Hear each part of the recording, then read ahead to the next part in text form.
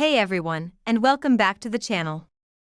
Today, we're diving into a story that's got everything: international drama, intellectual showdowns that never happened, and a whole lot of finger-pointing. We're talking about the highly anticipated debate at the prestigious Oxford Union that descended into what one speaker is calling a complete farce. So, grab your tea, because this one is piping hot. The motion on the table was a spicy one. The House believes that India's response to Pakistan is a populist strategy sold as security policy. A heavy topic, right?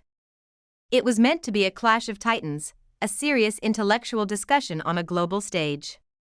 But just hours before it was supposed to happen on November 27th, the whole thing imploded. And what followed was a war of words, not in the debate hall, but on social media and through official statements. Let's break down what happened. On one side, we had the Indian team, and on the other, the Pakistani team. The story from the Indian side, particularly from lawyer and speaker Sai Deepak, is one of organizational chaos and what he calls a deliberate Pakistani gambit to dodge the debate. In a detailed account on X, formerly known as Twitter, Sai Deepak laid out a timeline of events that paints a pretty wild picture. He alleges that the entire event felt unstable from the get-go. He pointed out that key leadership positions at the Oxford Union were held by individuals of Pakistani origin. Specifically, he named Musa Harraj as the union's president, who he claims is the son of Pakistan's Minister of Defense Production, and Raza Nazar as the treasurer. Now, this isn't to say they can't be impartial, but in the context of what happened next, Sai Deepak suggests it raises questions. The drama really ramped up just 2 days before the debate. The original high-profile speakers for the Indian side, former Army Chief General M. Naravane and Dr. Subramanian Swamy, had to pull out. The reason given was unavoidable commitments. This sent the organizers scrambling to find replacements at the 11th hour. This is where Sai Deepak, who was already prepared to argue India's case, stepped up. Despite the incredibly short notice, he worked to assemble a new team from within the UK, bringing on board Manu Kajuria and pundit Satish K. Sharma. They were ready to go, ready to defend India's position. The stage was set, even with the last-minute changes. But then, the final collapse. On the day of the debate, November 27th, at precisely 3:13 p.m., Sai Deepak received a call. The news? The Pakistani delegation, which was supposed to include prominent figures like former Foreign Minister Hina Rabbani Kar and Defence Minister Khawaja Muhammad Asif, had apparently not even landed in London yet. This was just a few hours before showtime. Hearing this, the Indian team, understandably, decided to abandon their journey to Oxford. Why travel all that way for a debate that has no opposition? It seemed like the event was off. Case closed, right? Not even close. This is where the story takes a turn into the truly bizarre. Later, Sai Deepak claims he received confirmation that the Pakistani delegation had, in fact, landed.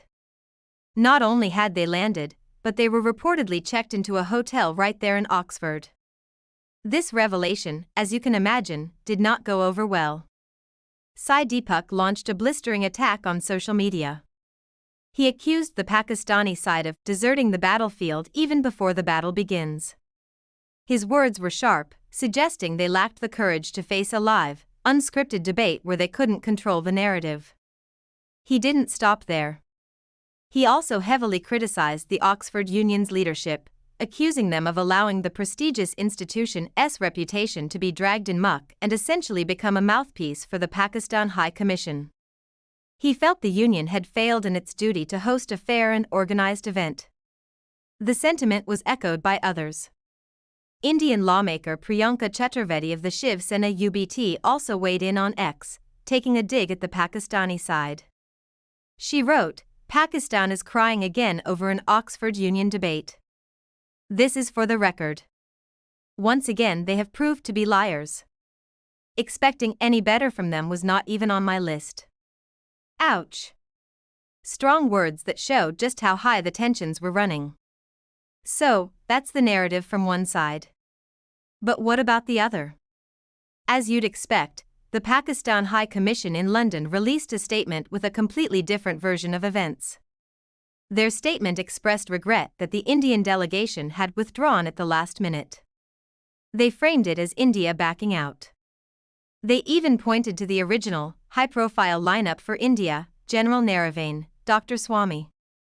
And they also mentioned politician Sachin Pilot, and claimed their withdrawal handed a walkover to the Pakistani side.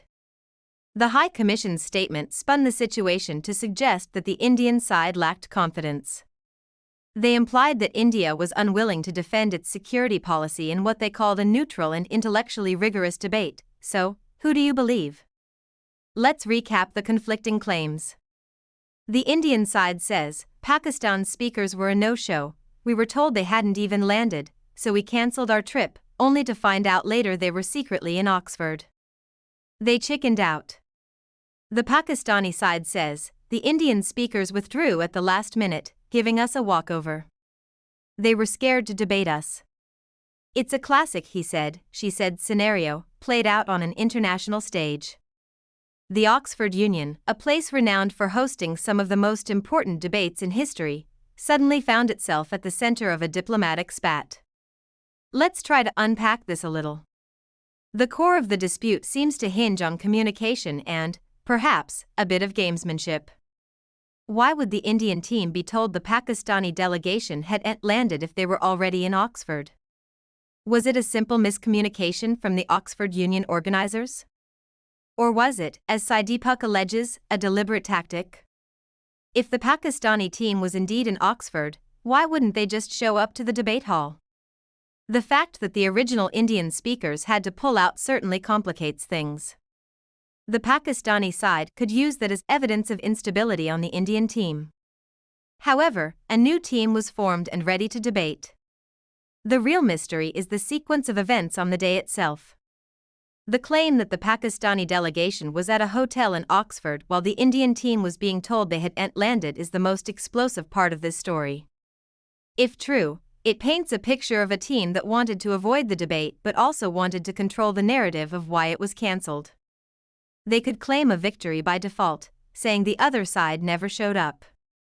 On the other hand, if there was a massive logistical failure on the part of the Oxford Union, then their leadership has some serious questions to answer. How could they misinform one team so drastically about the whereabouts of the other? A debate of this nature, with such sensitive topics and high-profile participants, requires meticulous organization. A failure of this magnitude would be a major embarrassment for the institution. The topic itself, India's response to Pakistan is a populist strategy sold as security policy, is inherently contentious. It challenges the very foundation of India's national security doctrine regarding its neighbor. It's the kind of debate that is guaranteed to produce fireworks. Perhaps one side, or both, realized the potential for a public relations disaster if things went wrong. Let's think about the incentives. For the Pakistani speakers, facing a sharp debater like Sai Deepak on this topic could be a high-risk, high-reward situation. A win could be a major propaganda victory. A loss could be a public humiliation. Was it possible they looked at the replacement Indian team and saw an opportunity, but then got cold feet for some reason? Or was the plan always to create confusion and claim a walkover? For the Indian side, showing up and debating fiercely is a matter of national pride. Backing down is not really an option, which is why Sai Deepak's narrative of being ready and willing, only to be thwarted by the opposition's tricks, resonates so strongly with his supporters. What's clear is that this wasn't just a university debate. It was a proxy battle for the larger India-Pakistan narrative.